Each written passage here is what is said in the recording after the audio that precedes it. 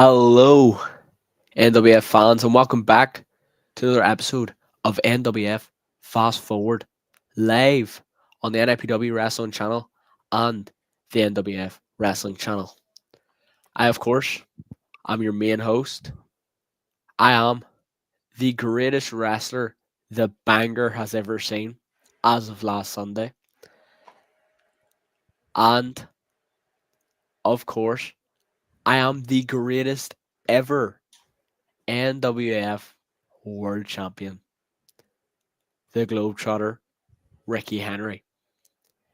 Now, as we see here, my co-host is donning these awful Arnold Schwartz shades over here, but we move. So, my co-host, let me introduce you because, of course, no one knows who he is. This is the five-time loser of my current NWF World title. He is the epitome and definition, as of the Oxford Dictionary, of the word schmuck. And he has the worst taste in sunglasses we have ever seen. It is the ultimate schmuck, Schmucker Crossen. How are we, schmuck? No, it's not. The shades are back. It's cool, Crusher Crossen. Oh, okay. What it is with you, it's jealous, Globetrotter, Ricky Henry. I don't get jealous. Because you are jealous, because 5-time. And I was thinking about this. I said the other week that you're worried. And you said, no, I'm not. But you know what you are worried? You know what you're worried about? I finally figured out what it is. Because you're not worried about a lot of other people. You got Trassi coming up. Oh, yeah? You're not worried about some of these other Terrified. guys, right? But the reason you're worried about me is I'm the one guy that has held your title 5 times. And what's to make it 6? And with the shape I'm getting into and everything, that's why you're so worried and concerned. Because I'm the one guy who's held it a lot of times. And that's an eat you up, wakes you up in the middle of the night in a cold sweat. Yes, it does. Look, I'm just curious, right? There's a question that a lot of people have been asking, and I'm finally going to ask it because, as you know, the Globetrotter is the captain of the people, the people's captain, all right? I ask the questions that we all want to know. My question is, let me just lay this out. I have fought for that championship against a Ben Nelson, young, hungry, fiery. I fought him. I fought another young, hungry, in their prime Thomas Roach. I fought a young, hungry, fired up and comer in Keaton. And I just there on Sunday defeated one of the fastest rising stars in Northern Irish Pro Wrestling. Again, in his prime years, Gary Gibson. So tell me this, if I'm beating all these people at their best, what makes you think, genuinely, I'm asking this, what makes you think that I fear a washed up has-been who hasn't stepped in a match in over 30 years? What makes me think you are the one that won't agree to it. You're the one who has to come up with all these stipulations, sign waivers, get documentation, get proper authority clearances, everything else. You're the one. You're answering your own question. But you know what? We're not going to keep dwelling on that because we have a guest waiting here. We do have a guest. Before I get to that guest, though, you mentioned Banger. And yeah, you had a match and you got by and you kept the belt. But I wanted to say this. You mentioned the Roach match, Mr. Integrity, Mr. Captain, who never breaks the rules. I happened to notice a closed fist you threw in that match, and it wasn't a palm strike. It wasn't an open hand. It was a closed fist. Now, I threw enough of them myself, but I'm not the one that says I never break the rules. I never claimed I didn't break any rules. You did. And that was a closed fist there, Mr. Band. Look. The thing you're saying about a closed fist, I understand, but even if we were enforcing the correct rules of the NWF World Championship, as seen in my match with Ben, that's a public warning. That's not a disqualification. No, so but you've throwing them. You're throwing them. You're not breaking. You're not playing by the rules all the time. I think I threw one. You threw one. You threw one for sure. Also, I mean, maybe more. I don't know. How about we break down Gary Gibson and light me up with about 12? Like, my jaw is still... Gary Gibson and Crusher Crossen never claimed we didn't throw closed fists. You claim You always play by The point I'm making, Gary Gibson should have been disqualified. But anyway, we do have a guest. a guest, Of and I want course. to get him in here. He's waiting. He's patiently Yep. waiting. I'm sure he's going to have some opinions on this as well. Yep. So, ladies and And gentlemen, let's welcome our guest, Darrell Becker. from Primos Premier, welcome in, Darrell. Thanks for having me again, fellas. How's it going? Oh, it's going good. So I'm was- trying to think the last time we had him in there, Ricky. When was it? Like 3 months ago? Yep, I try to forget personally, but you know, he's back and yep. Yeah, try to forget. Here we are. The world champ now, Darrell. What do you make of that with Ricky up See, there? Darrell? Come on. Come on. I know you want to say it. Look, I'll say it for you. Congratulations, Ricky. Knew you were so talented. Knew you had everything it took. I actually apologize for underestimating how amazing you are. Honestly, you could just say it. I There's no hate to shame. say it. The question was for Darrell, though, Ricky. Go ahead, Darrell. You said I suck wrong. You said I don't deserve this title wrong. I don't know what you're talking about. If I didn't deserve the title, I wouldn't have it, and I wouldn't have defended it 4 times now. Heard you cheated. Heard you cheated. Cheated, schmeated. I don't know what you're talking about. Yeah, he calls himself the captain of Canary Airlines. He's no longer Canary Kid anymore, Darrell. He goes by the Globetrotter. Ricky I'm Henry. fully qualified pilot, guys. Come on, don't you know Even this? though he changed the moniker, he's still yellow. I like Darrell. You know that? I like Darrell. Yeah. You know, Darrell, let's just, before we get into the kids training and stuff, now you had some surgery that you were out of action and stuff, because you still wrestle and everything. So what happened? Like, explain what happened, that led up to this surgery, like why did you need it? How that kind of come about? And then how long was the rehabilitation? And then what was it like getting back in the ring again? Well, I haven't been cleared for in-ring competition yet. I'm still on the recovery train. So what happened is at some point I tore my rotator cuff tendon, didn't know, and just couldn't raise my arm up past a certain point after a while. I was just like, okay, may need to get this checked out. So apparently I tore the rotator cuff completely in half, and it retracted back to the point to where they couldn't repair it. So I ended up having to get what was called a total reverse shoulder replacement. So I have some nice synthetic, expensive titanium in my shoulder now, and they actually switched the positions of the ball and socket joint to where I could actually have a functioning shoulder again. That was back in May, and I go in for my next follow-up here next week, actually, to see if I can return back to normal activities. Right. I mean, that's the plan, though, right? That you'll be able to be back to normal. Yeah, Somewhat that's normal, definitely the plan. But So man, far, it's working out that way, which is good. how does it feel, though? Does it feel like it's coming along? Do you feel like, the doctor's got to give you clearance, but do you feel like you have clearance? Like, does it feel like you're coming along? I feel like I'm coming along. Yeah, I'm definitely not at 100%. That's for sure. Working towards that point, obviously, but it's still going to be maybe another couple months, maybe the first of the year before I actually get in the ring and compete again. Right. Oh, that's Would have wished that on worst enemy. That's brutal. yeah. It was something, let me tell you. I mean, not knowing the extent of the injury until I actually went in and saw the doctor and was examined and everything, that was a pretty big blow. But then, so you've still been doing the kids class. You just have other people in there doing things for you. I'm assuming. Right. I took about 8-10 weeks off. I think it was closer to 10 weeks off. And then I've had some amazing colleagues that have stepped in and stepped up and really helped me out. Big shout out to Mark Martinez as well as Zeke Gallen for really helping me out these past several months. It's been awesome. It's been a blessing. Yeah, Unreal. Well, yeah, during a time like that, it's good to have good support, good support system to bring you up, because, when you're not able to do the thing that you love the most, as much as you could, and now you're, quite limited because of it, you need to have that network around you. 100%. Yeah, and just the support from the Primos family has been really awesome as well. That's why I keep coming back, and that's why I keep saying that I'm blessed to have this opportunity to be able to coach the kids class and come back and still have a spot there. So it's been really awesome. I really love the Primos family and how supportive they've been through all of this. That's good. I mean, and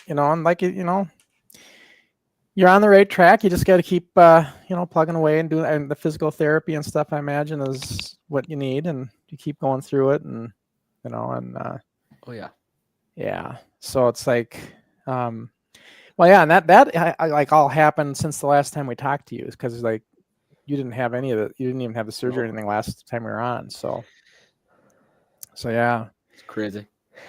And I don't know, Ricky. I see the comment thing is lit up. I don't know what we got for comments. I'm just going to bring in. So we have one from Tony Begley, who said W many times. WWW. Yeah, Tony's a regular viewer. I've seen him before. He's over there in England, I think.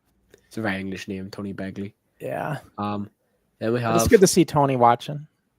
Andy Walker saying, Ricky, I'm coming for your title. Who's Andy Walker? I'm 99% sure Andy Walker is a new trainee over at NIPW that we have. I'll give it to him. He's not bad, but he's not, like most people, he's not up to the level of my championship. So you just keep her simmer down there, pal. All right. Then we have a big question, which I'm pretty sure we all know the answer to. Is Crusher making a return?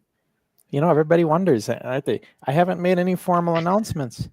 But I am getting into shape again, I got to say. And, I know he's concerned up there. Let me formally announce this. Crusher will not step in a ring again. He's told me himself.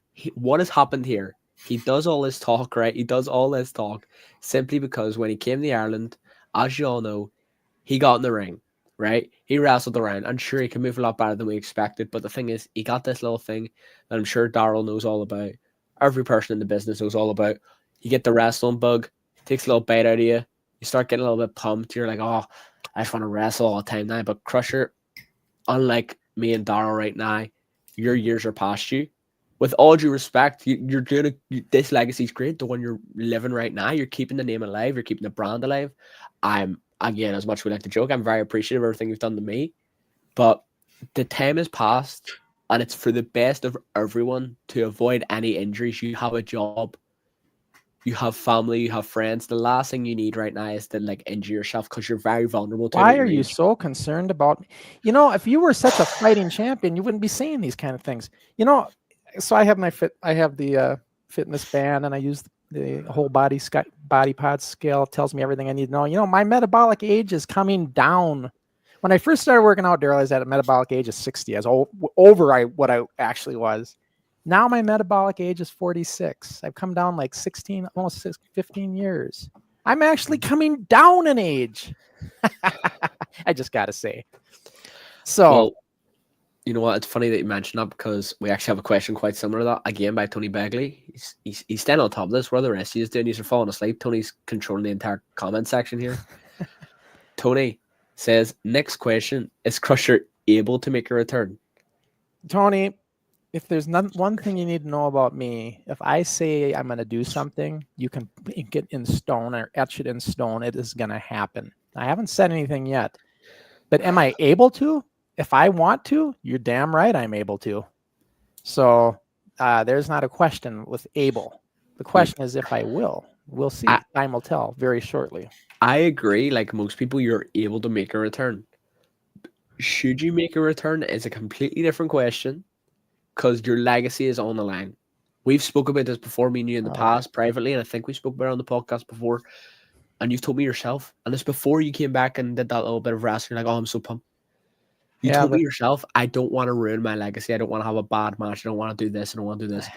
The little bit of wrestling, Darrell, is I drop kicked him right on his ass in one of their training days. I got hired. I was out there in Ireland. Yeah, Ricky. But look, I just, Darrell, I hadn't thrown a drop kick in 30 years. I didn't want to push it, so I just went up high enough. I could get up higher. You know how it is. Right. Darrell knows what I'm talking about. I just want to ask Darrell a question then. Do you see where I'm coming from? All animosity beside, do you see where I'm coming from? Where I think it's a bad idea for Crusher in his 50s to be coming back to wrestling all of a sudden. I mean, everybody wants that one last hurrah, right? This is probably going to be it. He's probably in the back of his mind regretting it. That's why he's working so hard. He's like, oh man, I need to do something that way I don't get put on the shelf for good. But that's probably what needs to happen. You know, I get where you're coming from, and I get where Crusher's coming from. I personally, as a good friend, I'm just concerned. But we can move from that. And can I just say, you people are not helping here in the comments. Another one from Sky Sports Video News. Crusher has become a crushing machine with the Globetrotter in his sight. It is going to be fun. Yeah, they kind of they're reading between the lines, I would say. But, you know, and here's the thing. Ricky, here's the other thing, Darrell. They do, I don't know if you guys do this in your training, but out there they do shoot training. They'll do shoot fights in their training. They'll actually shoot. They'll go back to back, and they shoot, right? They actually grapple. And this guy thinks he can beat me, no problem with that. If I get a grip of him, it's over. It's just if I can catch him. But if I can get my hands on him, I guarantee you that. If I can get my hands on him. You had to emphasize that keyword. If. I'm a slippery guy, you know, in a way, like 20 pounds basically. You know, I'm quite hard to catch. If you're too slippery, I'd lay off the baby oil a little bit. Just saying. I don't mean it like that, all right? I don't mean it like that. You know what? Let's move on to another comment. Hopefully this doesn't involve me and Crusher. Of course it does. Of course it does. Of course it does. Damien Thorne. Ricky, you have given the people what they want. And right now, we want Crusher versus Globetrotter. Everybody wants to see this, don't they? I wouldn't be surprised if Gizmo and all those guys fly out to Ireland if that ever happened, to be honest with you. It's such a bad idea. But you know what, me and Crusher, we can talk about it afterwards. We have 2 more comments here. Any comments after this? I'm going to give a little break because we have a watch long to get to. Yeah, there's a few little clips I want to watch. It's not much. Darrell sent me a few things. So, Andy Walker. How many years did it take to get the title or title level, as you say? To get the title? What is he talking about? I think he means, because I made the comment to Andy Walker that he's not of the level to be a champion. I get how you. long it took me. Well, sorry. I won my first title 2 years after my debut. So, and I'm an absolute legend and a complete natural. So, for everyone else, give it like a decade, bro. All right. I like this one. That'll be the last one we'll bring in for Ric Flair's Kevin, you don't know Crusher.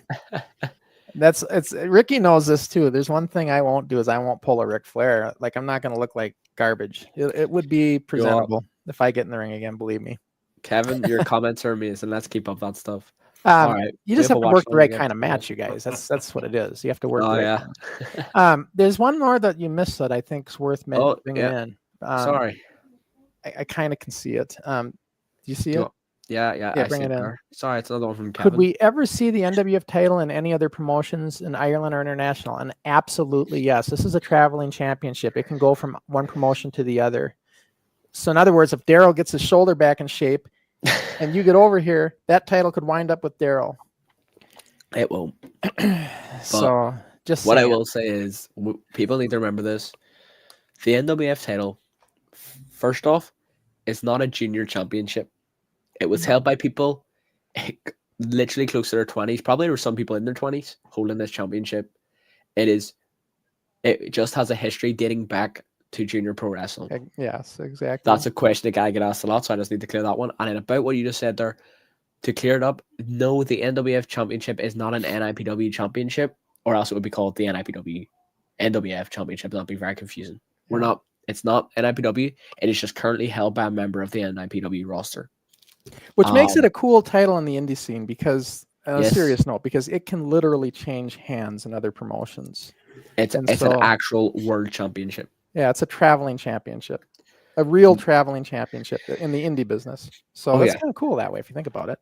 Yep. It's almost like the modern day NWA, kind of in a way. Yes, in a way. Has a better champion than any NWA champion. A better champion? What, you? Oh, Yeah. Oh man, we're going to get off of that because I want to get to Darrell and the questions for Darrell. We've had enough Trotter talk, I'd say. Globetrotter, that is.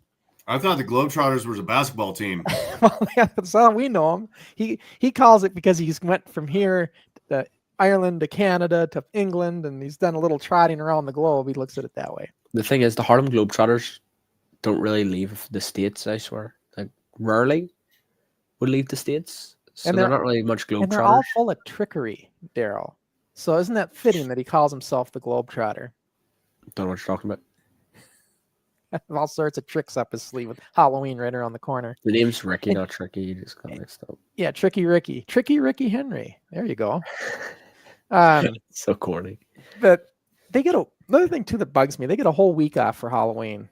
We don't even get Halloween off here in the United Well, it's States. an Irish holiday, so Well, Irish holiday. I'm from Anoka, Minnesota, which is the Halloween capital of the world. yeah, but it's an Irish holiday. Doesn't change the fact that it starts here. He makes it sound like it's only in Ireland, right? No, but we made it. So, Darrell, we were talking though when we got sidetracked with these questions. Everybody's talking about these matchups and stuff they want to see, but you were saying that you're looking forward to getting back and getting full clearance and stuff, and then. But as it is, when you're doing the kids' classes and stuff, you have somebody else there doing it. But are you still like directing traffic? Are you still like kind of coordinating the day and getting it kind of watching from afar, or however you want to say? Right. Yeah. I do step in a little bit, just kind of do what I can, participate as I can. But yeah, I mainly just kind of stand off to the side and let my awesome co-coaches, Mark and Zeke, help out with that and do all the physicality. Yeah. And remember when I told you when we talked to you, I said, hey, in a couple of weeks, we're going to have the Siege coming on with us. And he came on with us as well. We had him on for as a guest a few shows later. I don't know if you've seen it, but it was a good show.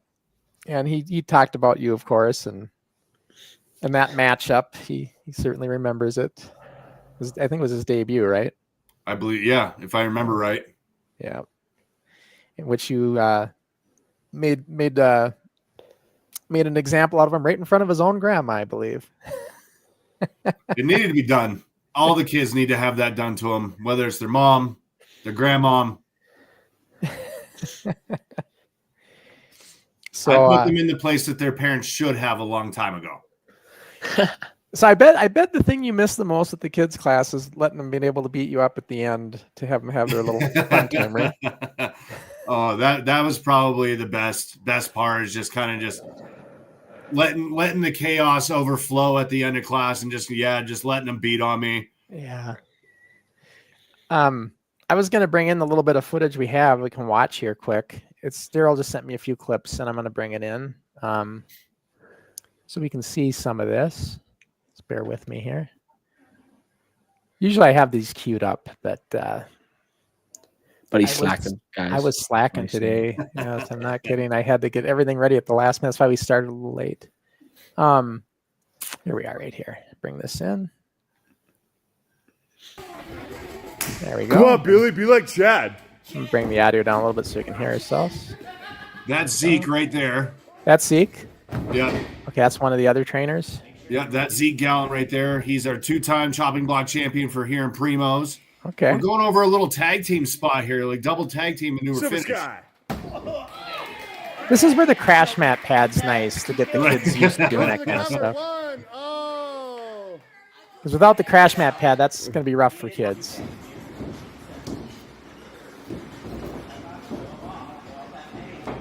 And this is a little sequence then? Yep. That's Lyric and Bryson. We're working on the international here. Kind of doing little spots. Just kind of testing their knowledge, giving a little to see where they're at, and what we can work on, what we can improve on, and where we can go from there. I noticed the elbow pads that one kid's got on come way down under quite a bit of his forearm too. Is that like sleeve style? Yeah, those are arm sleeves. Arm sleeves? Okay. The guys like to wear those a lot these days? Yeah, you see it. You see it. It's not uncommon. It's good quality. You see a lot of other athletes, basketball players, football players wear Yeah. them. Right. I've seen him in football. Of course, when we talk football, Ricky, we're talking American football. Yeah, they're not real football. Great Yeah. positioning, Lyric. You're talking about ring positioning.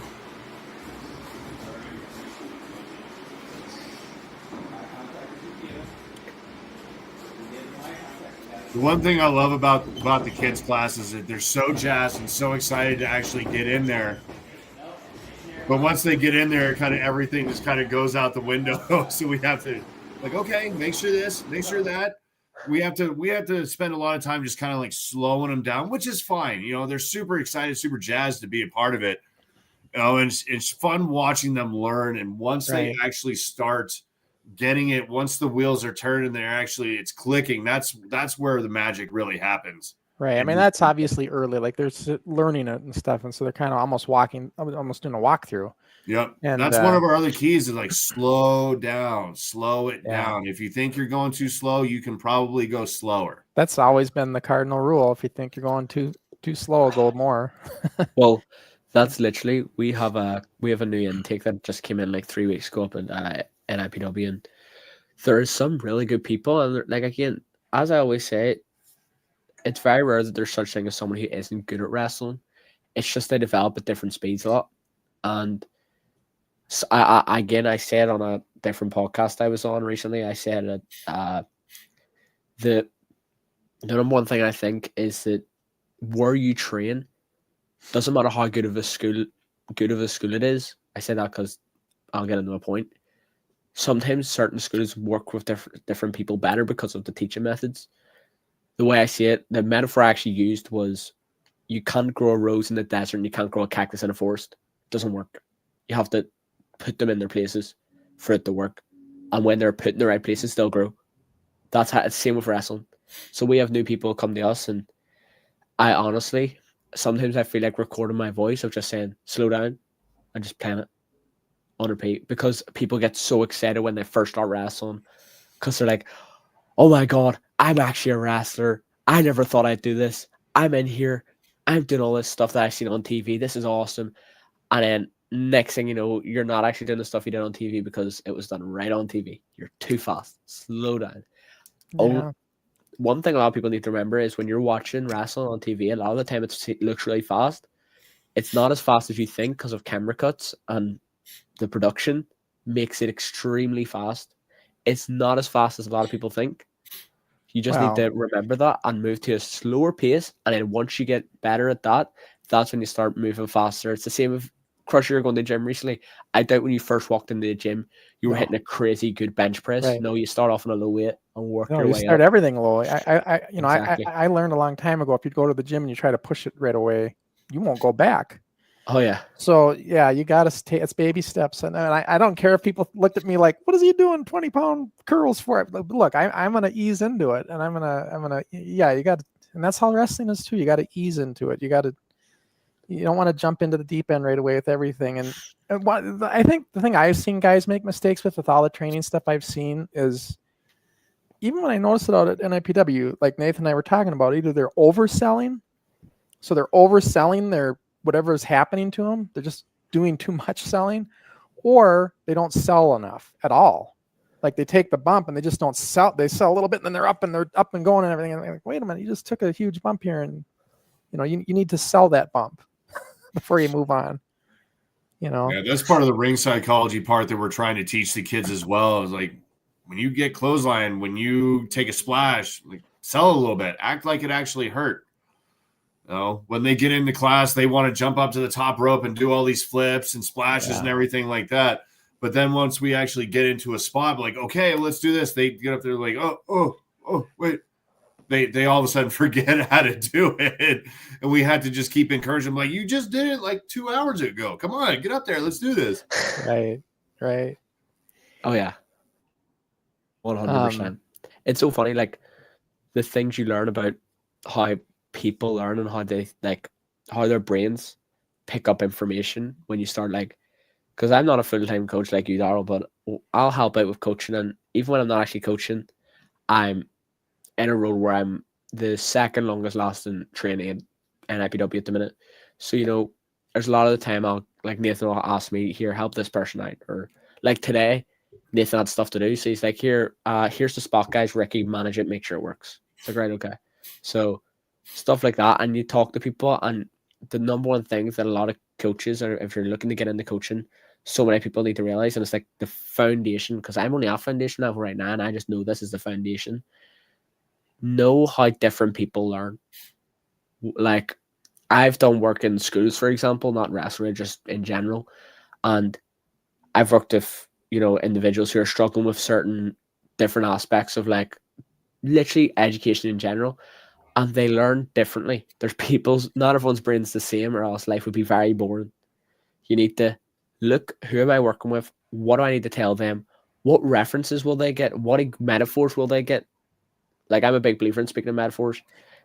Well, Like, especially not only that, Ricky, but when you got kids that have ADHD and different symptoms like that, they're Exactly. going to learn totally different than like a normal somebody who doesn't have that. So like you got to 100%. And knowing how to dial them in so that they can pay attention has got to be tough. But I'm sure Darrell, I'm sure you both have dealt with that with some of the junior training stuff you've done. I know, Ricky, you've done the junior training too with the juniors. As a One thing we try to do is, say one of the kids is really excelling, doing really, really well. Mm-hmm. We'll actually pull that kid aside and be like, hey, we'd actually like for you to work with this kid that's not advancing as fast, that's not learning it as fast. That way you can kind of help them. Right. Either that, or we'll just take them aside and just work on more advanced things to kind of get them at a point to where they could bring one of those other kids that aren't excelling as fast and kind of help them out. Yeah, that's a good point. And then like with both of you guys. Now, Darrell, I'm curious, have you ever trained, do you ever do any of the coaching for the adults, or has it just been the kids? It's just been the kids. Just been the kids. So do you ever have any of the kids? I don't think you guys have yet, Ricky, but if you ever had any of the kids doing so well that you've said, we're going to push you into the adult training at this point? Yeah, a few actually. One of the kids we have, Carter Cash, he's advanced to the adult class and he made his debut at one of our last shows. Another one of our kids, Micah, he's also done so well enough to where he's gone to the adult class and he just made his debut. Micah, wasn't he on the show with us on the very first show you came on? I believe so. He was with Cholito. So he's Cholo Ref for Mark Martinez's kid. Right. That's the same guy, right? Yep. So now he's into the adult training. That's awesome. He is, yeah. We should bring him back on to see how that's going. I'm curious how it's going for him. I heard he's doing great. He's doing really well in the kids class. He does pretty well as a kid would with taking direction, but sure. Yeah, that's awesome. It's awesome that they've moved on. Now, Ricky, you guys haven't had any of that, have you? No, we haven't. We've obviously, from what I see, I look at people and I go, they're getting there.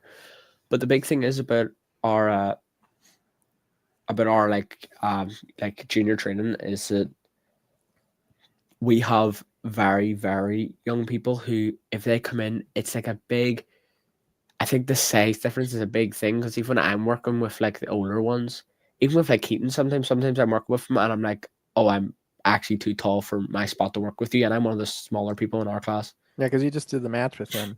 Exactly, and Keaton's fairly sprouting, so I wouldn't be surprised when in a couple of years' time Keaton's in our class, because not in a couple of years, like probably like less than a year, because his growth spurt's going to come real soon. Keaton, Darrell, is a guy he's autistic, and he has been in the training forever with the kids training, and he was given the opportunity to have a match with Ricky. Now, Ricky and him have worked plenty in training and stuff, but Ricky was away in Canada at the time, and they didn't have a chance to really go over anything. And then Ricky flies back, and then 2 days later, he's having a match with Keaton. Now, Keaton was preparing to get in the ring with him and everything with other people, but they actually put on. Now, we all were wondering, I'll be honest with you, how's this going to go? Because Keaton has some limitations that he has to work with in different things physically and that, and we just weren't sure how the match would go. But Nathan, the genius that he is, knew how to have this match should go, so he had kind of worked with Keaton to make it work right, and they actually put on a very entertaining match. I was very impressed. I was like, wow, like this is viable match. So that's fantastic. Yeah, so it's like you just have to work with the guys in the ways you can, like not everybody's the same kind of wrestler. Not everybody's a cookie cutter, you know? And so you got to work with people for whatever their limits are or their abilities are, and you work with that, and that's how you make the match good. And that's exactly what Ricky did with Keaton. And so I thought that was just fantastic. I mean, it was Sorry, Crusher, we have a question there from Sports Talk for Darrell. Okay. So I thought we'd bring it in there. It's off topic completely, but Darrell, how did you get the name Malibu Bobby? I actually came up with that. I love action figures. I love to collect action figures. It kind of spawned from this guy that would come into the gym I used to work at. He looked like he would be like the male version of Malibu Barbie. Right. And my buddy and I at the time were like, oh man, he looks like Malibu Bobby. Like, there we go. There it is. Because yeah, Bobby, like where'd Bobby come from? So that's how you did it. Yeah, imagine if you say Malibu Barbie, but you have a Boston accent. Right. Oh, unreal. What a story. I see some other questions too, though. Yeah, I just wanted to jump to that one because it was for Darrell there. Yeah. So if you just let me, so we have this one from Gizmo. Ricky, how do people in Ireland feel about kids wrestling? Here in the United States, kids love professional wrestling and they emulate what they see in their backyard with their friends. So I feel like that's I think what they're asking is what I think he's asking is, do they do that over there too? Do they like get into the backyard? Not necessarily backyard wrestling, but do they like as Darrell can relate to this. When we were wrestling, we all with friends, we all do pro wrestling in the backyard. Like that was a regular deal. You know. What do you guys think? Guys horse around.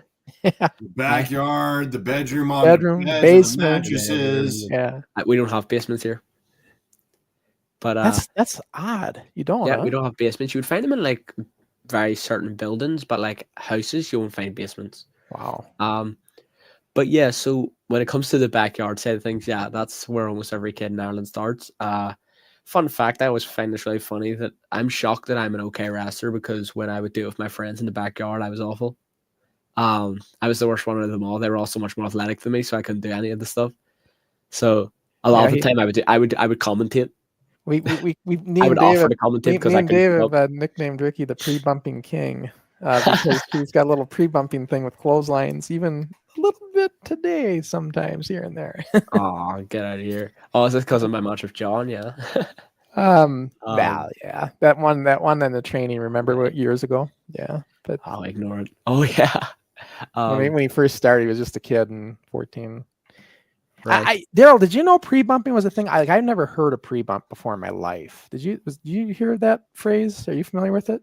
Oh, it must be a very here phrase. So what it is, what they refer to when a pre-bump is you bump too early. Like you're gonna get close and you start going down before you're getting hit, type of thing. Oh, so you're kind of telegraphing the move being put on you. Exactly. Yeah. Okay. I know. I've never heard of it because I've never done it. And then this guy's trying to say you. They call me the pre-bump king because there's two clips out there. One is in when I was still like 14, starting off in wrestling training. It wasn't even on a show yet. And then the other one is in the main event for a championship. So very contrasting. And both times I get a clothesline thrown. And might I just say, the one in training, I'll take it. John would admit it himself. In me and his title match, he messed up the spot. He was meant to hit me the clothesline. But I still shouldn't have bumped. Both of them threw their clothesline high, which you should never do. If someone's going to duck the clothesline, just keep throwing it straight and let them duck.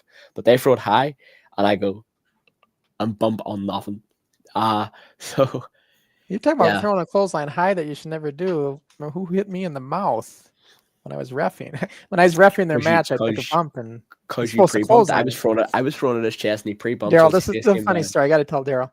I told Rick, I said, Rick, I want you to clip me on this clothesline. I want you to hit me hard because I want to take it. Right, this is my only bump I'm going to take, and I'm going to make it count. So I want you to get me. Just don't get me in the neck, or just get me where you're supposed to. Right. Yeah.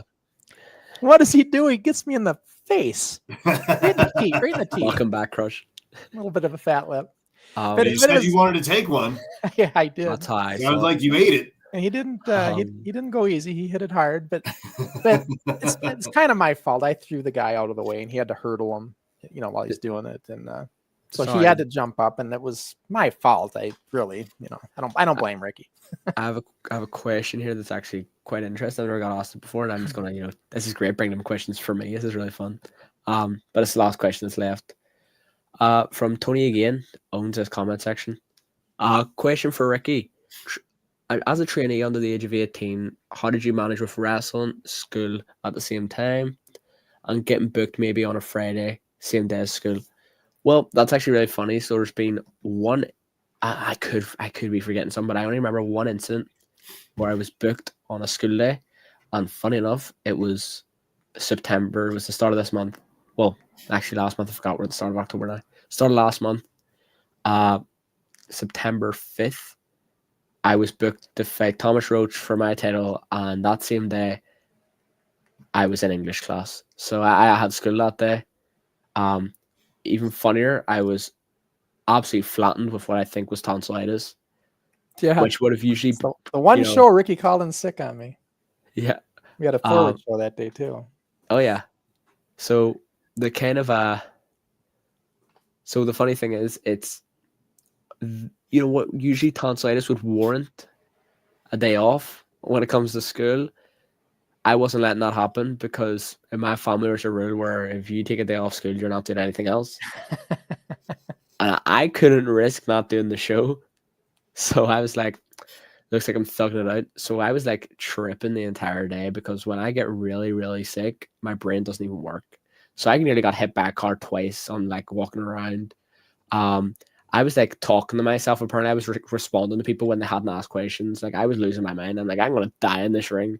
But no, end up making it work. But how did I manage it? Honestly, I just manage it like any other sport you do. After school, I do my thing. I mostly wrestle on the weekends, but in situations like that, I just go straight from school to the show. And yeah, having school and then going and doing a match in the evening, I don't think is a very big deal. We did it all the time. It's actually great. I love the feeling. It means I'm sitting in school for no reason, and no, not for no reason. I'm sitting in school and then I have something to look forward to at the end. There's no reason for me to be bored. Got something to look forward to. I remember doing one of our shows at Sandburg Middle School, and half the kids went to the school, and they announced it on the intercom. They're going to do the wrestling event in the gym, in the back gym after school. So they had to literally come after school and go to the gym locker rooms and change and go and do the wrestling. So I was like, we went right to it, the ring.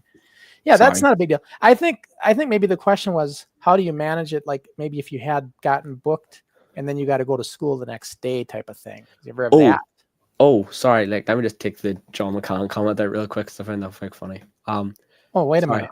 Crush? No, it's okay. Sorry, I'll bring this back in just in case. Yeah. We'll talk about John McCann in a minute there.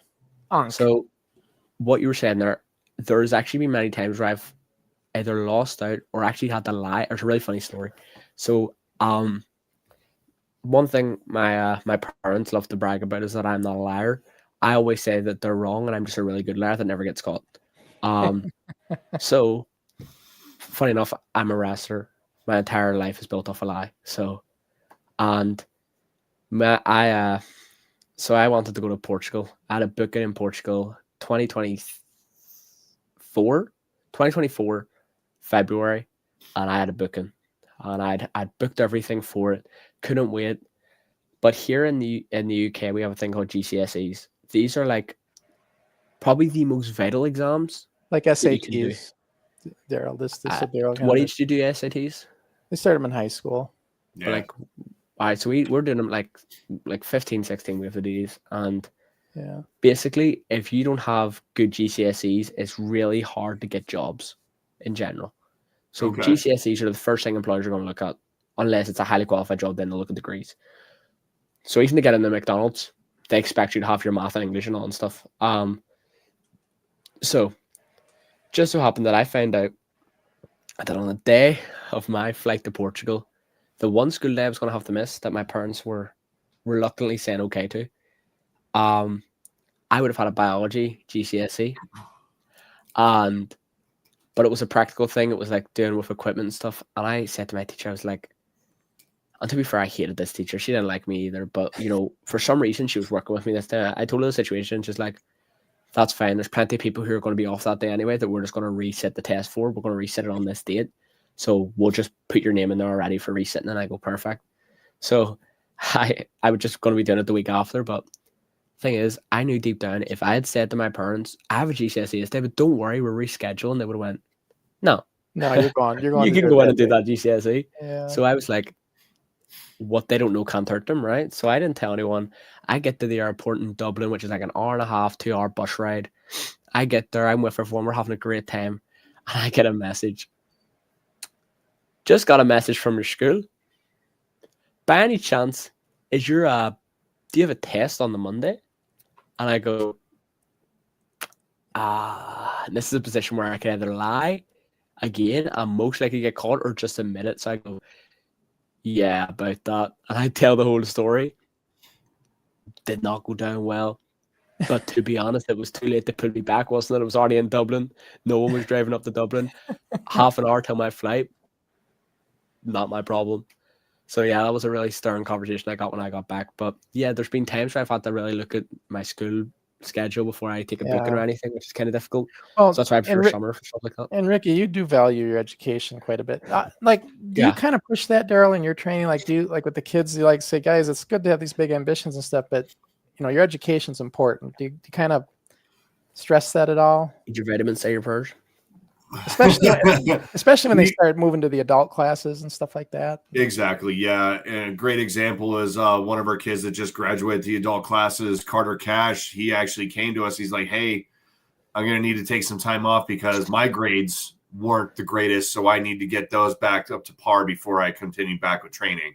Right. So yeah, their education comes first. Their schooling comes first. Wrestling will always be here, but school's not. Right. And, you guys at Primos, you guys are very similar to Pure Pro, as is similar to Sean Hernandez's operation in San Antonio, as well as these guys out there, where you're not necessarily developing. Like, there are some schools out there, Darrell, that are developing for the WWE. Like, it's you make it big or you don't. And this is our school, and we're going to train you to be a pro, and you got to try to be a pro and do whatever you can to be a pro. But then there's the schools, I think, like you guys, where you're just training to be in this business, in the indie business. And, if you can make it, great, but it's not like an end all thing, like the game, like the end all goal, right?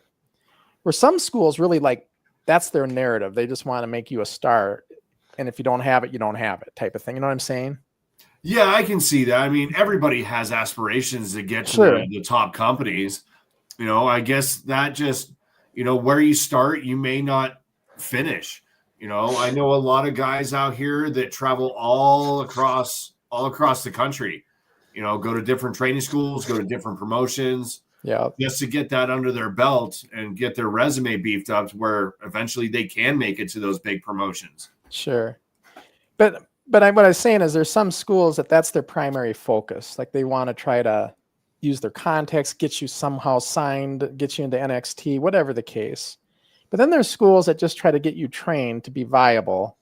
And then it's up to you to go wherever you're going to go or do whatever you do. And, and that's, I know how Pure Pro, they just did a special on PBS. And I remember Joe Bird was talking about that. We're a different kind of school that way, where we train you to be a good wrestler, but not necessarily to give you the idea that you're going to definitely be a big star type of thing. Because let's face it, not everybody's going to be a big star. But it's some people have those aspirations. I agree. And for that, by all means, the sky's the limit. But there are other people that are just content in being in the indie business too, and they enjoy it. Indie wrestling is a kind of its own thing. It's a different fan base sometimes. You got your local fans, your regulars, and you have a closer connection with them. Yeah, especially after the matches and stuff. Which I seen firsthand in Ireland, and that's one thing that's different. I will say, Ricky, that I never talked about, but that fan interaction at the end of your shows out there, where you all come out and just kind of mingle. I don't know if you guys do that too, Darrell. They all just kind of come out and mingle with the fans and meet and greet, kind of not a scheduled meet and greet. Unprofessionally. Yeah, just kind of a spontaneous kind of mingling, but interacting nonetheless. Oh, yeah. We do a lot of that. A lot of our fans, we have a really unique fan base out here that are just like family. They're a part of Primos. Like, they are Primos. Right. And it's great to have those types of fans that will just support you to the end. And they come to all the shows and they have the same thing. And that's what I was saying is, though, back in the day, in the 80s, wasn't like that. There might have been in the PWA, you might have had some regulars at George's and Fridley and stuff, but for like a lot of our events, we didn't do that intermingling after the shows. I was so kayfabe that like, no, we can't have any interaction with the fan. Be professional, you know. And in fact, I get mad when they peek out. The kids that always want to look out the door. How many people are there? You know, oh, there's my friend. I see him. I know him in school. It's get away from the door. Keep the door closed. Be professional. That was my thing, you know. I was kind of the I didn't even know kayfabe back then, but I was acting like it. Like, you know, we got to be professional. If you're a bad guy, you're a bad guy. You're a good guy, you're a good guy. You stay apart. You know? Didn't want any of that. So that's what I'm thinking. It's cool now to see that all kind of, like you said yourself, Darrell, you guys do it too. It's just cool to see it like that now. Yeah, and if I could take it back for a minute, we were talking about the individuals with those intellectual disabilities and autism. Mm-hmm. We actually here at Primos have a wonderful relationship with a facility out here, a business called Brewability/Pizzability, where the majority of the coworkers, the workers, if not all the workers, have some sort of disability, whether it be intellectual, developmental, things like that. And we actually had a wrestling seminar for them not that long ago, and we have shows there like once a month through the summer. In fact, we're having our next show at this business on the 11th. And that's coming into our Carnival show, which is going to be on the 12th. That's cool. Yeah, it's awesome. It's absolutely awesome. Sounds like an awesome event. I love it when wrestling can kind of stretch. I'm not going to say it can leave the wrestling, because like I don't think it does. I think the wrestling brings things in with it and stuff like that. Like working with communities and groups like that is amazing, you know? Wrestling has a great way of bringing people together and bringing communities 100%. together. It really does. 100%. And that's why I think people need to start focusing on how much good wrestling can do if we all just like see the good in it and enjoy it together and have opinions together, you know? But we have a couple questions here. I have to head off earlier today, but there's so many questions and a good few have my name. So looks like it's a later night for me, guys. Whoa. All right, but first we'll start off with a question for Darrell. Darrell, what age group do you like coaching the best? Well, our kids' classes are from ages 5 to 15. So I would say that is the group that I really enjoy working with the most. What's the youngest you've had? I'd say the youngest is probably around that 5 to 7 age range. And how do you find that when they're that young? They actually find us. I mean, how do you like training them and stuff? How does it go compared to, say, a little bit older kid? I actually train or go about training all my kids the same. It's very slow, very baby steps. You know, we take it slow. I'll even get down, or I'll ask Zeke to get down. I'm like, hey, let's take this very, very slowly, step by step by step by step. We're teaching fundamentals, but we really focus on having fun. Yeah. We're teaching them the safety. We're teaching them the moves. We're teaching them the ring psychology, everything that. But we want to have fun. Exactly. When you stop having fun, you need to get out of the business. You need to get away from it. And as a kid, it needs to be fun, because otherwise you're not going to show up again for the next Saturday. Exactly. Right. So we have a little bit of, playtime in the beginning, kind of let them kind of like roll around, stuff like that. Then we'll go through our drills and our warm-ups and our actual curriculum for the day. Then that last like 15 to 30 minutes, we kind of have a free-for-all where we bring the crash pad out and we let them slam on it and we let them jump on it and things like that. We're definitely not letting the kids take bumps or anything like that. Those are more for the older kids that like, okay, parents, you guys cool with this? The kids want to do it? Yeah, really with the parents' consent. But the young kids, we just kind of let them roll around and play on the crash pad for the most part. And that's where you guys are smart, because like when we were kids, Darrell, it was the parents knew we were doing it, but they watched the show, but there was no like, hey, mom and dad, are you okay with this? No, you're going to get clothesline. You're going to get body slammed. You're going to get like it's part of the way it's going to happen. And so it went. But, and I'm surprised that we didn't get any. It was just the 80s was a different time period, guys. That's all I can say. I know you got more questions, Ricky, that you want to bring in. Oh, yeah. So this one isn't a question. It's just saying how amazing I am. So it's my favorite type of comment to bring in. Ricky, we think that you did a really nice job with Keaton in your last match. You really worked hard to make him look good. What he lacked in experience, you made up for it in respect and showmanship. Absolutely. thank you. I don't know where the respect came from. I was very disrespectful the entire match, but I think I get what you were trying to get to. No, I really appreciate that. They're talking Yeah, realistically. Yeah, but the I Gold just want Trotter to was take being a a second. schmuck, is what that was true. Go I ahead. just want to take a second to make sure we don't take any spotlight away from Keaton. He was actually really, really good for his first real true match, and Yeah, can he you imagine how was. nervous he had to be? Oh yeah, I the mean, kid exceeded my expectations, though, for sure. yeah. So to Like, be nervous first match in front of a big crowd for oh him. yeah, Yeah, was and a lot of it those was fans good. were his fans that were there. Yeah, Um, it had to be a big deal for him. Then we have another comment, which is actually one of the cooler stories that I've heard that I've been related to that I never knew this. Tony Bagley says another one for me. There is actually a video he has of himself as a fan watching me in the ring like 4 or 5 years ago.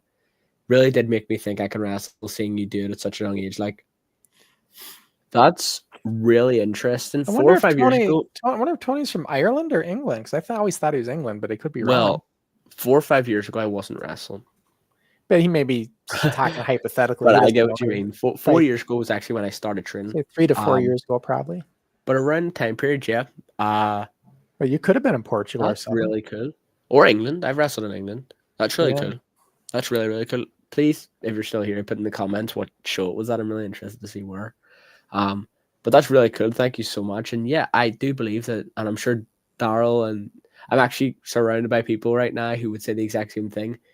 With age, if you can walk comfortably, you can wrestle comfortably. That's what I say. Like, if you can move, you could probably do it. So don't, if you're watching this and you're literally like 10 or younger, don't think I don't know. I'm not the age that John Cena is. It doesn't matter. Right? Everyone had to start somewhere, and if anything, it gives you a head start on people like John Cena because he didn't start till he was in his 20s. So Ricky's taking all my thunder because that's all my book's all about that. Yeah. I haven't read it because I can't read. I know. I offered Ricky one of my books. He's like, "Nah, you'd be wasting a book. I don't read." It's part of his intellectual challenges. He just doesn't like reading. But, Can't sit for book. Can't sit for book. I don't blame you. I wasn't a reader either. You know, I can relate. Well, we got more comments. I know I want to get through them. Yeah. There is a comment that came in between this, but I'm just going to say this because it follows up. And I started training, so I just want to say you're a big inspiration on my training, so thanks. Honestly, thank you so much for what you said, kind words, but don't let me take the credit for you taking the initiative to start training. That was amazing from you. You took that step up that a lot of wrestling fans don't because they're afraid of failure, and a lot of people do fear failure. You can never do that in wrestling. There's so many people that I see in wrestling training that are like worried about, you know. Oh, Ricky, I'm sorry, but I'm just reading John's comment. This is the guy that's the ref that's become a wrestler that I heard about. Do you see that comment by John? Is Tony in CTW? Tony is ref for CTW? Yeah. Really? Yeah, so he's like the youngest ref, I think. Was the youngest ref. And then CTW? Yeah, see the Portugal? comment? Here. He's literally just said he's from Donegal. He's not CTW. Well, here, Ricky Tony is the ref for CTW. I think he meant CAW. Or CAW. Yeah, CAW. Yeah, that's John's the England League. CAW. That's unreal. That's unreal. CAW. 100%. The guys up in Donegal are great. You're in great hands. Hell yeah, Tony. We need to bring him on the show. I want to talk to him anyway because I think he'd be a good guest. So, anyways, we can always talk that out. But I think he'd be a great guest. But as I was saying, you took an initiative that a lot of wrestling fans don't because they fear failure. And it's so common in wrestling training. I see it all the time where someone is so rigid with a spot because they're like, if I just don't let myself move, then I'm not doing anything wrong right now. So if I don't move, I can't do anything wrong, and stuff like that. And a lot of people will like beat themselves up for something looking bad in training. And I fall victim to it too. I think everyone does, but you have to remember, and I sometimes don't have the instincts to look at the bigger picture. It's called training because you work on things that you're not good at. Right. If I went to training and did everything I'm good at, I would become stagnant and wouldn't grow. So when you go to training, you can't be afraid of failure, and that's what Tony has just shown. He's not afraid of failure. He stepped up and he took the initiative to go to wrestling training, which is a big thing. So, fair play to you, Tony, is what I'm saying. And like as an example too, like when you work with people, you work with with where they're at and what they can do. Like if I'm going to go over to Colorado and get in the ring with Darrell, and I could. I'm only 7 hours away. So once he gets back to shape, but we work with each other with the limitations or anything that we can do. So like if I can't take my top rope slam anymore, well, we're not doing that.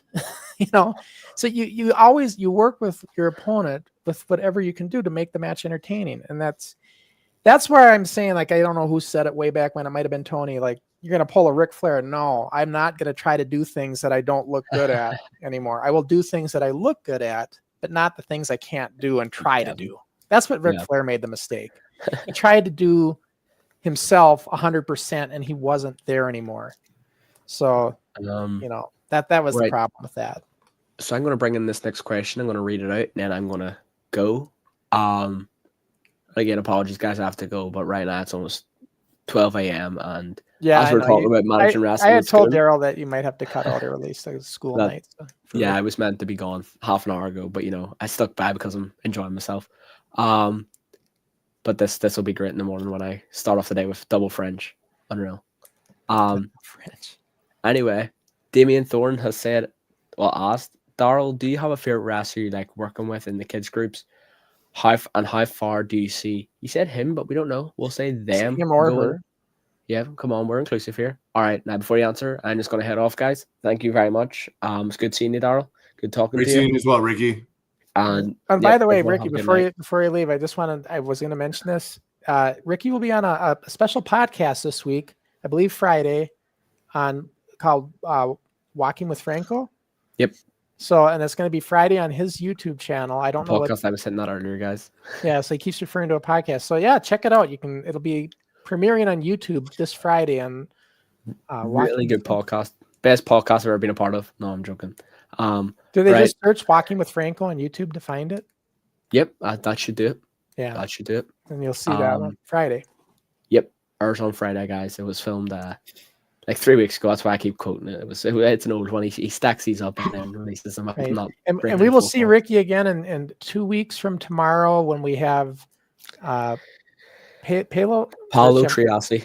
I was going to butcher it, so I want you to pronounce it. Paolo Triassi, a man who I'm one-on-one with now, all the way from Montreal, Quebec. I lost to him in my hometown of Belfast, Northern Ireland. Here he is. Oh, what a schmuck.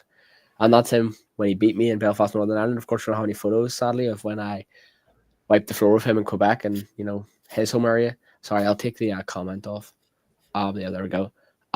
When I wiped the floor from in Quebec. So now we're 1-1 and we're about to run it back soon at the end of this month. Like he's hitting you with a real good drop there. He's hitting you with a nice drop kick. Oh, yeah. No, it's just I make it look good. But yes, so that's what's coming up, guys. But yes. That'll be our guest in 2 weeks. All right. I'm going to head off, guys. Thank you so much to everyone. It was great while it was on, and enjoy the rest of the show. All right, guys? All right. Thanks, Ricky. Take care, bud. Yeah, there. You too, Darrell. See you guys. And I will still stay here with Darrell, and we still got questions coming in and everything and comments. So let's keep it rolling in. But yeah, as far as that last question, there are actually two kids that I really enjoy working with and watching them progress. One, his name is Billy. He goes by Silver Sky. And then the other kid's name is Lyric, where he goes by Chad. Chad? Okay. And how long have they been doing it for? Oh, my goodness. They've been coming for at least 6 months. At least. Yeah, as far as how far do I see them going, if they stick with it and they keep progressing the way that they are and they continue to be coachable and if they continue to take the lessons home with them and work on them, there's no limit to where they could go. But they just, I want them to go all the way, sure, as far as they can. Well, this is where you say about keeping it fun, because as kids, and I think sometimes people that train kids forget that part of it. And then the kids start dropping off because it's always routine, and they don't have any fun with it. And they need to have that fun aspect. Yeah, and kids get involved in other sports. There's other interests, there's school events. I mean, there's all kinds of things that could cause a kid to drop off, lose interest, But like you were saying, like as long as we're keeping it fun and engaging, and they're learning, that's what's going to keep them coming back. Right. and wanting to come back. Now, I know that when we last talked, there was ideas of potentially either having a showcase kid match or getting maybe a smaller, maybe kid show. Anything like that ever coming about yet? Or is that still anything on the horizon? That's still in the works. My goal right now is I would like to get all these kids to the point to where they do eventually debut in one of our shows, one of the Primos shows, whether it be against me or against a family member like Cholito, Micah. He actually made his debut against his dad. Awesome enough. There's a couple other kids that I really want to see put in that work and get ready to debut, to where if I do decide to come back and compete in ring, and when I decide to come back, I would like the opportunity to actually give them their shine, give them their opportunity to debut, and have a really good match with these kids and show them, like, yes, you did great. You did awesome. Keep going. Right. And so you're saying Micah had his debut match then with his dad already? Yeah. That's more of a reason why I want to get him back on here again with his dad too, and maybe see the match. That would be kind of cool to see if they have it on video. They do. Zeke tried to get me the information over there. I just couldn't find it myself. I was trying to get that to you. Hopefully next time we'll have that for you. Yeah, because that would be pretty cool. I always like doing follow-ups like on that, when somebody we've had on, like in him in particular, because he was on with you, and that's why I reached out to the Siege, back when we had him come on, because he was a part. Well, he wasn't on with you, but he was a part of the training, at the time when you first started doing it. So it was kind of cool to see him now then transitioned into the adults and doing the training with them. And I see he just had a match too, just not too long ago, and on one of the shows. So it sounds like, he's still wrestling, right? CJ, I believe so, here and there. He has a lot of endeavors that he's involved in, so he's kind of, I know he's into music and stuff and everything. Yeah. And then, so now your class is on Sundays, if I'm right? Yep. Sundays from 10 to 12. From 10 to 12 for 2 hours. And then, I know, like, I spent the day at Ireland at the training with those guys, and that's how I climbed back in the ring again. And that's how I realized, hey, I can. Here's the thing, Darrell.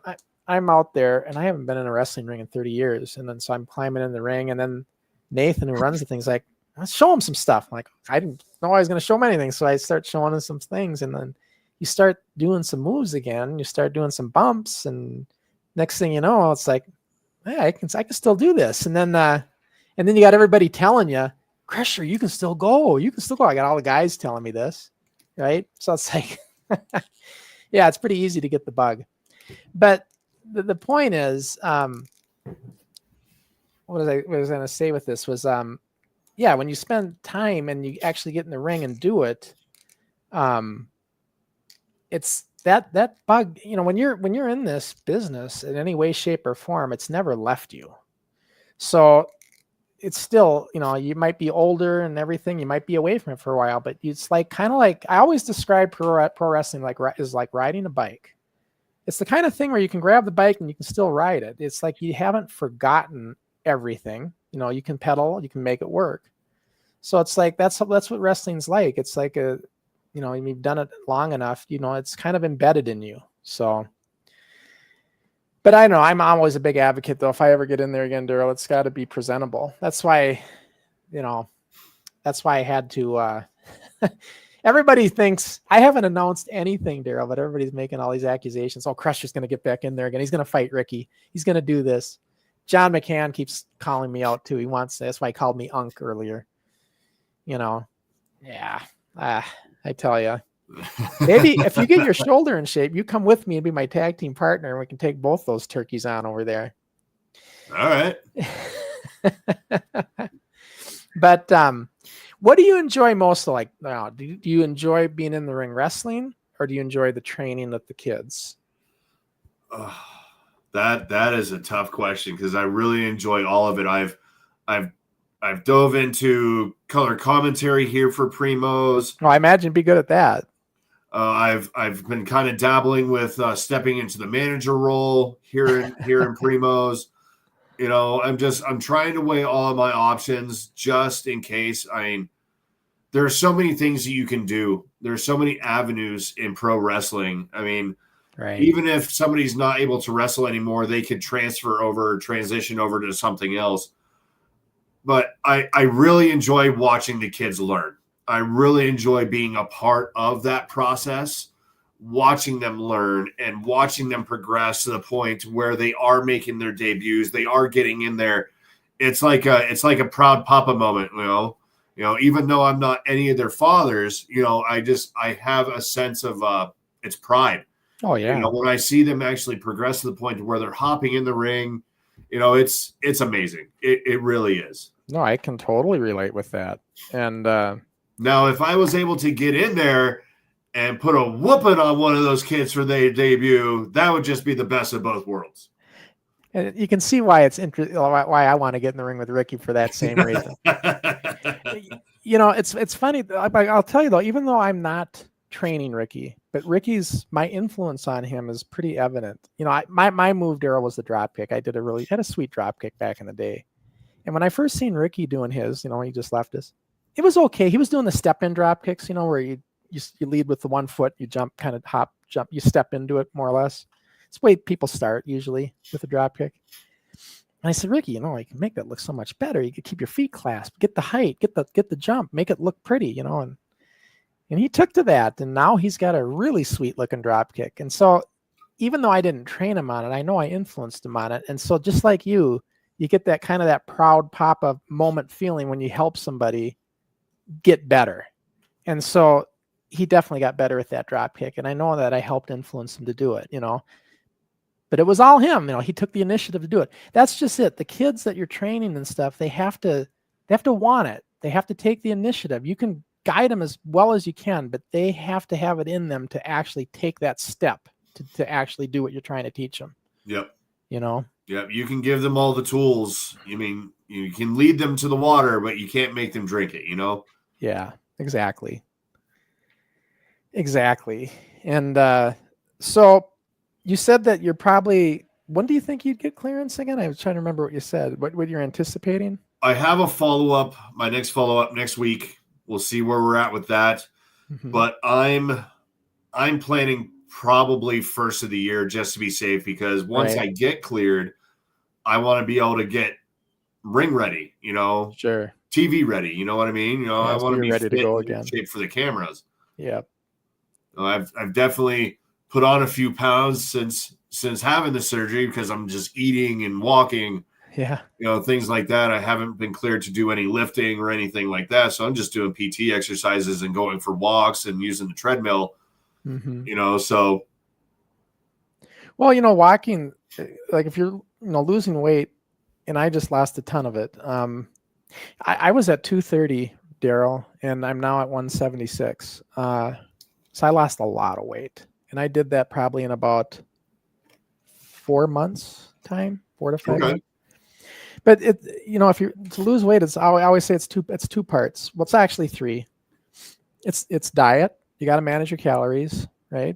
You got to find out what your calorie deficiency is, because you have one, and then you figure out how much you got to be under. And I don't sit there and count carbs number for number, but I get an idea, right? You got to keep your calories in management, right? Eat the right things. That's diet. When I say eat the right things, you know, smart things. Don't go out and get a pizza or McDonald's or fast food all the time, right? And then the other thing is exercise, like you said, cardio particularly. Doesn't be heavy, but light. Walking is perfect. Regular cardio, and then strength training, because the strength training actually helps with your losing weight too, because as you can gain more muscle will burn calories faster than fat does. So it's like the more muscle you have, the more fast you're going to burn calories, and so the more you need. So it just brings your rate up. And so I've been doing all of it, and it's now, and like we were talking about earlier, you have to take baby steps into all this stuff. The same goes for any kind of strength training and weightlifting. You got to ease into it. And I've done it before, Darrell, where I went to the gym and I pushed it too far, and I'm like, oh, I'm broke. I'm like, I'm not doing this anymore. My arm, I can't move it or whatever, right? That's not productive. So you have to take your baby steps into all of this. And that goes for wrestling too. You know, when you start training with wrestling, you just got to start it. You know, I don't know. Do you guys go into rolls? You do rolls? Oh yeah. Yeah. Oh yeah. We have a few different drills that we involve rolls in. The owner and operator of Primos Premier Pro Wrestling, Joey McDougall, he's really big in the Lucha Libre scene. He's been doing Lucha Libre for years and years. So he actually has us and encourages us and makes us implement those Lucha style rolls and things like that just to help with longevity. Yeah. Because everybody knows about that bump card. Right. You know, you can only take so many bumps until you can't take any more. Whereas if you're getting good with all these rolls and things like that, that's going to help extend your wrestling career. Well, it's funny you mentioned that because I know that Ricky, that's the first thing. Nathan, their trainer, he's got Lucha Libre training as well. So first thing they learn when they go through their thing is front roll, back roll, the forward roll. They all learn the rolls. Yep. We have our front roll, back roll, the 3/4 or the regal roll, your tiger roll, your lucha rolls, all kinds of different modifications to those. Yeah. So, you know, like now I wish we would have had that when I was training that with Eddie, that rolls weren't a thing. At least with us, we just didn't go over rolls. We went over bumping, plenty of bumping, but not rolls. Now I could do one. I got a match where I did a somersault roll and ducked a clothesline and somersaulted, and that I could do it, but we didn't train on it. You know, I wish we would have. I envy that to see you guys doing rolls now. You know, I think you can get out of trouble a lot of times with the roll. You know, if there's a spot messed up or going to be messed up, you can roll out of it. Yep. You know, that's pretty cool stuff to be able to have that. And you were talking about this earlier, the actual shoot wrestling, which Zeke, one of my co-coaches, he was an amateur wrestler in high school. So he's been helping implement a lot of the shoot wrestling and stuff as well. That just to add to the repertoire of these kids, you know? Right. Yeah. Yeah. Cause and then like what they do over there in England a lot too, in Europe and in Ireland is they do chain wrestling. I don't know if you're familiar. But, and I was talking to John McCann about this. You know, we talked about this. I said, I don't know chain myself, but I said, if I were to fight you, you know, if we're going to have a match and you want to get into chain, I would chain with him, but I wouldn't know his style of chain, but I'd flow with it. See, chain's all about flowing with each other, right? And just making it work. And I would just counter with amateur wrestling that I know, you know, and I would work it that way. So you'd have like an amateur style against British chain, and kind of like what Billy Robinson would do with the guys over here. Okay. Yeah. You know, or he'd do his chain and then they would kind of counter with just good old amateur wrestling. Right. Yeah. We have a lot of great veterans in Primos and just the Colorado wrestling scene that are really great with chain wrestling and spend some of their time, you know, with us to learn that chain wrestling. Well, one guy that I can think of off the top of my head is Lonnie Valdez out here. Yeah. He's really good at helping us learn that chain wrestling because that's a really big fundamental part of wrestling. Right. And it can be fun, especially when you can do it spontaneously. You know, you don't got to plan it all. You know, I think my opinion, I don't know what yours is, but chain should be spontaneous. You should just be able to flow with it with each other and just make it look natural. You know, take those cues off of each other to just keep going and going and going. Just keep going. And I think back to remember when Flair would do that stuff with Regal and they do those very integral amateur style wrestling they do in their matches. They'd have that was cool stuff. Oh yeah. Yeah. Let's see. We got some comments. Okay. Let's see. Gizmo says, Darrell, now that Ricky's gone, isn't that music to our ears that he's gone, I got to say. Now that Ricky is gone, let's talk about him. Do you have anyone like Ricky in your group? We love the way he works with the younger wrestlers. We bust on him, but we really love and respect him, and that's the truth. I can't lie with that comment.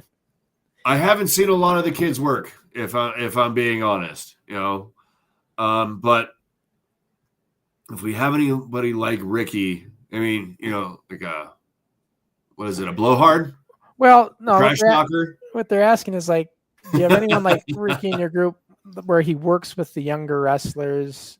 Like he can work a match with them. He helps. Do you have anybody that kind of help? Well, you do. You have other people helping you train. Yeah, myself, Zeke, Mark. Yeah, we've all taken like turns working with the younger kids. Yeah. Yeah. And because, we call Ricky a kid. He looks like a kid. He's about to be 18. He's been wrestling as an adult since he was 14. Ricky didn't necessarily do kid matches, guys, just so you know. He went right into the adults. They didn't have a kids training when he started. As far as I know, the only kid so far that has made their debut and has actually had a match with the adults, it was Micah. Micah? Yeah, he's the only one that's actually made their debut onto a show to work with one of the adults. Well, what about CJ? Wasn't he one too, kind of, sort of? He came to the kids class a couple times, but he primarily went to the adult classes. Okay, so he was more adults. Yeah. Right. I just get confused because I see him in the picture with all the kids initially. Remember the first kind of group picture? Yeah. Yeah. He came and he helped out, and he came in for extra training because originally we would come in for extra training and help Joey with the kids class and everything like that. And then eventually Right.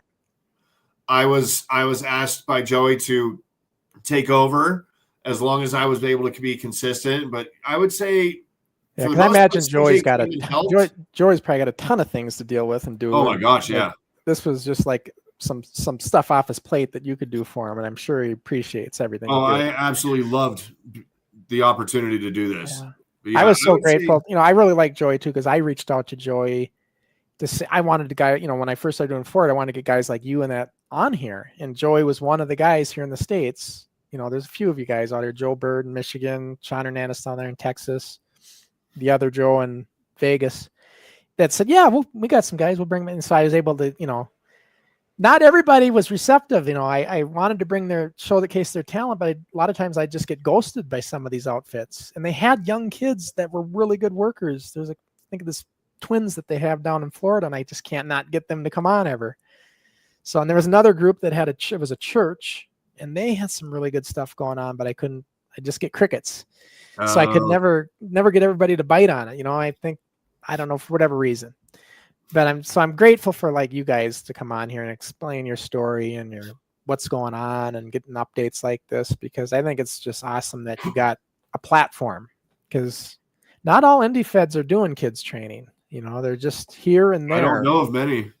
Yeah, I can count in one hand here in the States that are doing it. So it's like, and the ones that are doing it are excelling with it. I know Joe Bird's operation, Pure Pro in Michigan. Okay. They've had lots of their kids go on to become regular workers. So they've been doing it for like 8 years. So, oh, wow. Yeah, they've been doing it a while. And they got a good operation up there. And Hernandez, of course, LAX. I mean, he's got a really good deal going in San Antonio as well. So, okay. In fact, I think he said he got a young kid. Now he's starting out with him that he was 16. He was an amateur wrestler. And we talk about amateur wrestling. He does that, and he's now becoming a pro wrestler. And he's the one we're going to try to get on the show here. Because I always reach out to these guys. I said, Sean, you got anybody? He's like, yeah, I got this guy. And so we're going to try to get him on. But that would be a kind of a neat story to hear. What's it like going from amateur wrestling to pro wrestling, right? At 16. So it'd be kind of a cool story, I think. Here's another question then for you, Darrell. Darrell, does any of your wrestlers have social media accounts? That's one question. And second, what do you think about young wrestlers having social media accounts? Are you talking about the kids? Yeah, he's talking about any of the probably like the younger kids and stuff. Yeah. Not that I'm aware of. Says young wrestlers. Not that I'm aware of. I haven't seen them. That doesn't necessarily mean that they don't. Right. Do you think it's a good thing or a bad thing that they would have it doing wrestling and having this? Is there anything there that concerns you? I think that's what they're asking. I mean, social media is always a slippery slope. Right. It really is. I mean, if they create an account purely for promoting wrestling, that's one thing. Sure. To kind of get them used to the promotional side of it, which would be an important fundamental for them to learn. Especially in the indie business nowadays. Yeah. I mean, because so many things are done social media wise as far as wrestling promotions, making contacts, all of it. Yep. Yeah. Making those contacts, everything like that. The networking. Yeah.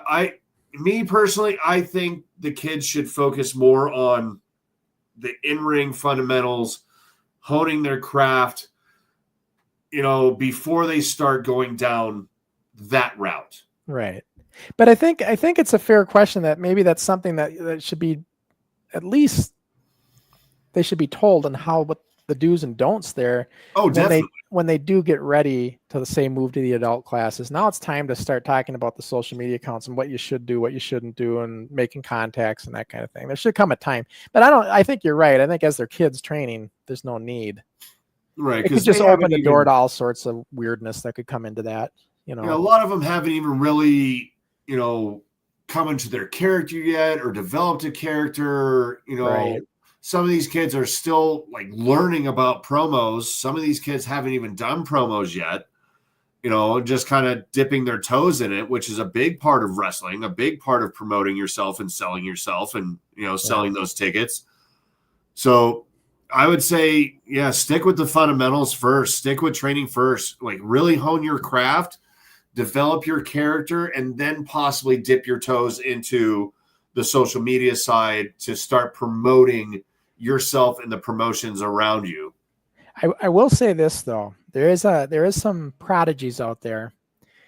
Subforce Arnie comes to mind in England. He was a young kid that started training when he was 8 or 9 over there. They start young, Darrell, in England. Okay. They do. And so he was like 8 or 9 when he started. And his dad helped him get his own YouTube channel and everything and start showcasing his matches. Because over in England, they don't just do kids training, they do kids shows. So they have entire shows that are kids. Okay. Now, they're very, and some of them are pretty good. Like Subforce doing superplexes. He's doing a lot of things at like 9 or 10 years old. But they were training for a long time to get to that too. It's not like they just said, hey, you're going to do this kind of stuff. Like, they worked their way up to that level. Not every kid could do that, right? Like you said, every kid's at a different level. But anyways, my point is he made his own YouTube channel and it got huge. He got all these subscribers and views and they got monetized and they're making money on the YouTube channel and everything. And it was like, it took off for him. Yeah. But his interest went in a different direction. He decided he didn't want to wrestle anymore for a while. So he's taking a break. And so that's like you're saying, kids go into different directions for whatever reason. They're not necessarily going to stick with this all the time. So even though it was cool, he has little 15 minutes of fame, right, on YouTube, it's not like it stuck with him because he started doing other things.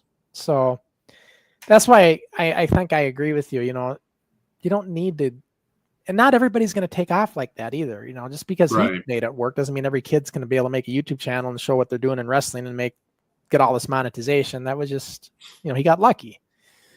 But not everybody will get lucky with that. So, I mean, it took us forever to get monetized on our channel. So, well, even with the kids' matches, the kids' shows, anytime I'm in training with the kids and I see them take a bump and they're not tucking their chin and just like, oh, all right, no more bumping for you. No more bumping for you. Yeah, the crash pad only. I know the tucking the chin is important, and but and that's the other thing I'll tell you too, Mel. I was going to call you Malibu, Darrell. Malibu. When I went out there, that was the first time I was in a flexi steel ring. Now you've probably been in a ton of them, but I've always been in the old breakdown rings with the spring, right? Okay. Spring in the middle and everything came to you had your 4 quadrants in the spring. That's how they're designed. And so when I was in this breakdown ring, I'll tell you this. Have you ever been in an old breakdown ring with the springs? I don't think so, no. Okay, yeah. That was how they were back in the 80s. They weren't made any other way. And people are saying, well, what do you like better? The ones with the spring or the ones that, these flexi steel, long steel?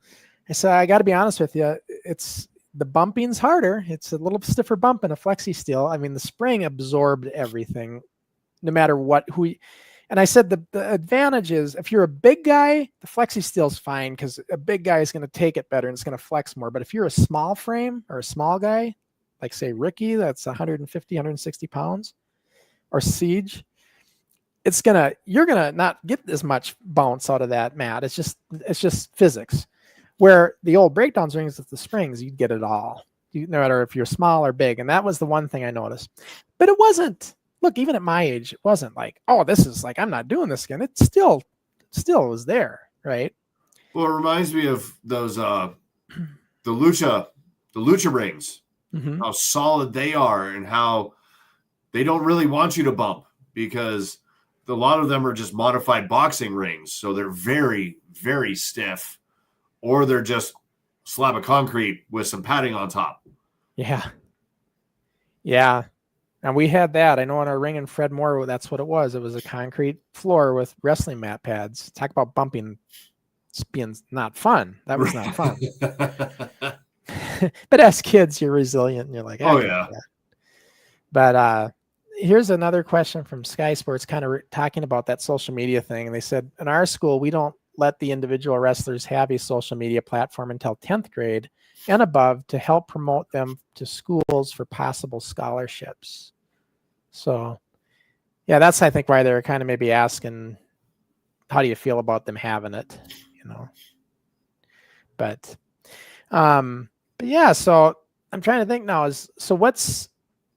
you said you're still, we talked about it, but we didn't really elaborate.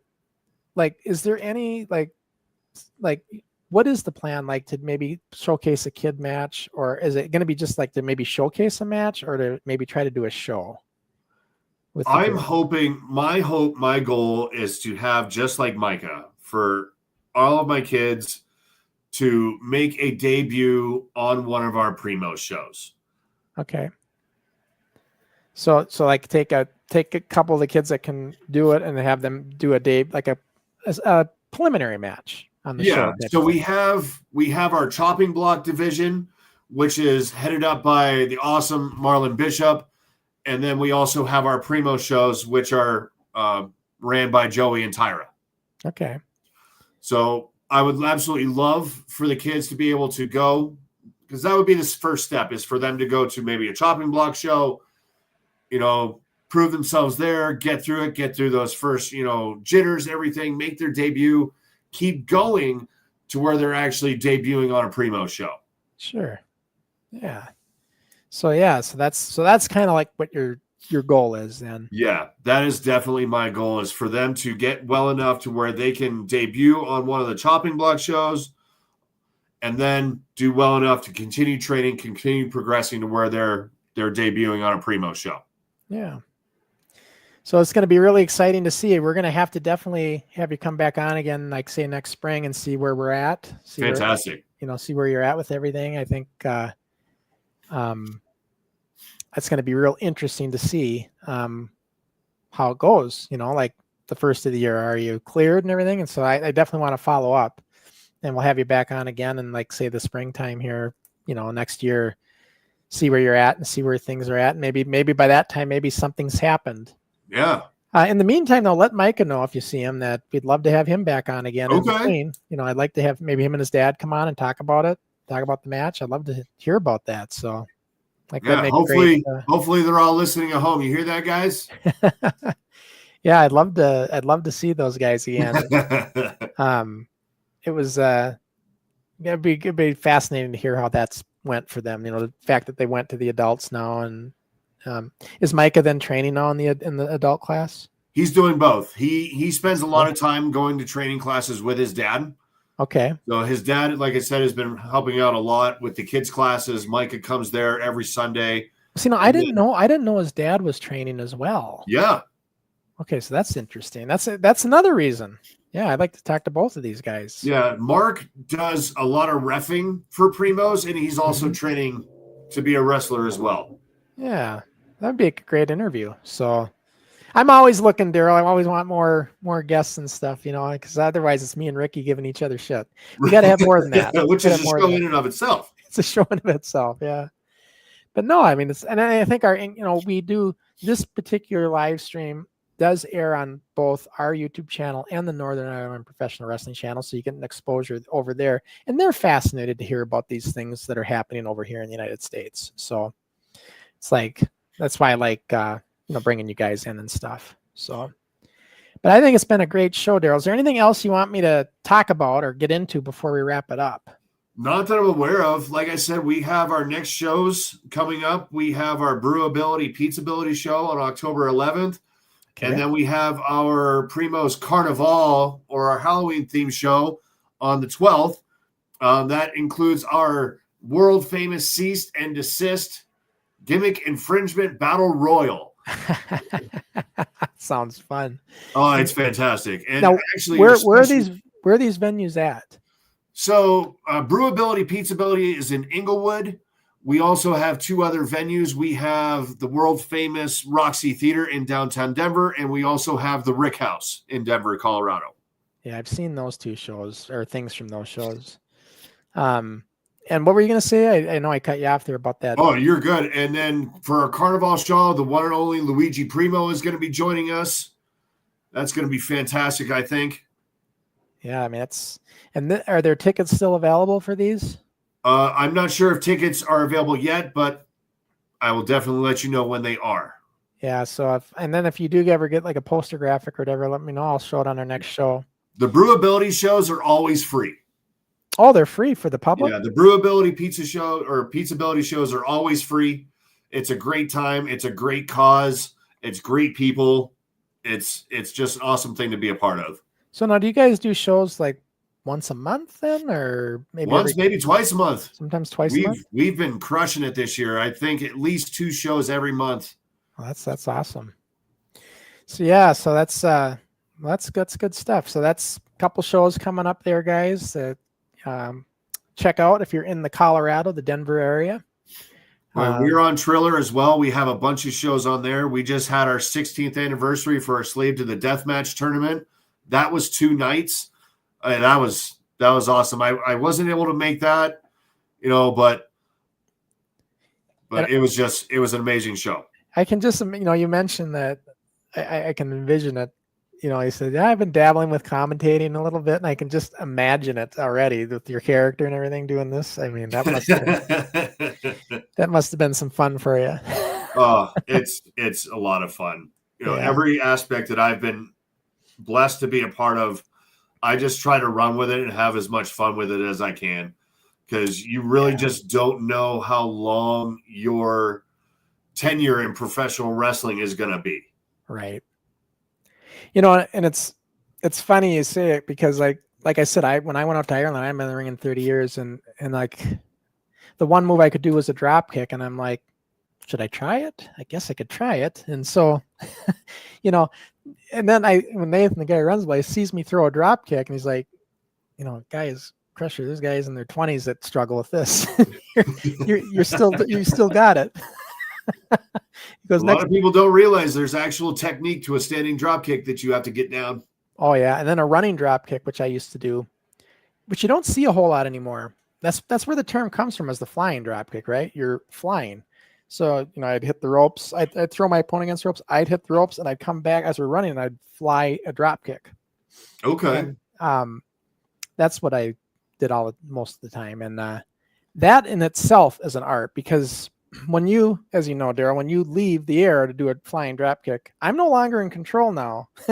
So my opponent has to gauge this. And I've had guys that were too new or whatever, and they wouldn't gauge it right, and they'd come in too close, and it would look like crap. And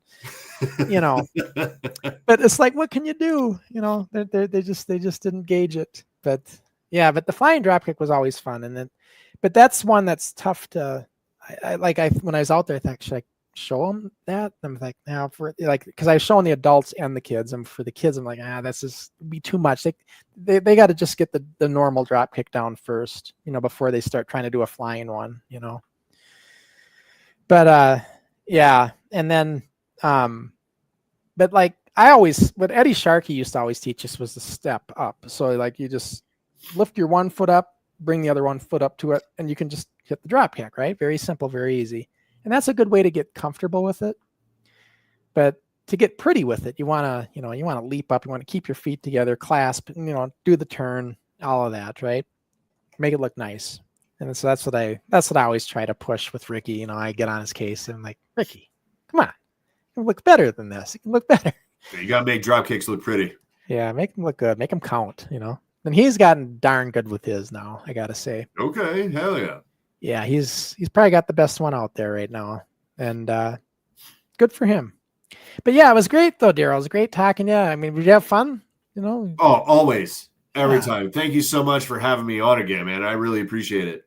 Oh yeah, it was great, and Guys, I just want to talk quickly here before we let Darrell go. I want to say what's coming up. I know I mentioned it quickly earlier, but our next Forward show with me and Ricky is going to be his next opponent, Pelo Tarasi. I hope I'm not butchering it. The Rock Star. And he's from Canada.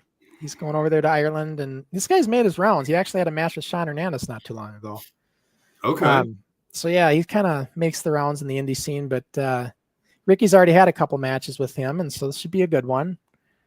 We'll see if he can, I think it's going to be an NWF title match. So, and I'm sure Tarasi's looking at that as maybe he already has a couple championships, I think, maybe 2, maybe 1. So he's probably going to try to look to get a third out of this with Ricky. We'll see. And that's coming up in he's going to have a match with him coming up next month. But we're going to have him on Forward on October 6th. I say next month, this month. I can't remember. It's already October already. Jesus, time's flying. But yeah, so he'll be our next guest. Then on our Rewind show, me and Dave, we're going back to I was telling about that ring that was on concrete with wrestling mat pads. Well, this is it. And Fred Moore Junior High. So we're going to be back to Fred Moore Studio Taping 59. And that'll be October 9th. So that'll be next week, a week from tomorrow. So that'll be a fun show with Dave. Looking forward to that. And then I just want to point out Kayfabe with Keaton. I used to host this with Keaton. Now Keaton does it himself. And that's going to be Sunday, October 5th on Wrestling Revolution with Keaton's channel. And he's got the guest coming in, Justy. Looks like he's got a couple belts. I don't know. I can never comment on his guest because I don't know the deal. But I imagine Keaton gets guys from all over the world. So this guy could be from anywhere. But looks like he might be from the England area or Ireland. So should be a good guest for him. Check it out on his channel. And so, yeah, been a great show, Darrell. I really enjoyed it. Same. Same. We will. It's always fun listening to you and Ricky get into it with each other. I wished he would have had more time with you, but it was a school night, and yeah, that time difference can really put a damper on things. He had something going on Friday. I don't know, hot date or whatever. Something happening with him. A teenager. Who knows? Could be anything. So he couldn't do Friday like we planned. If it was a Friday, he'd still be on with us because he didn't have school the next day. But he stayed on later than I thought he would, and we still had fun with Ricky, so it was good. So, yeah, Darrell, just hang with me here. I'm just going to say so long, everybody. Thanks for tuning in, and we will see you next time we are live.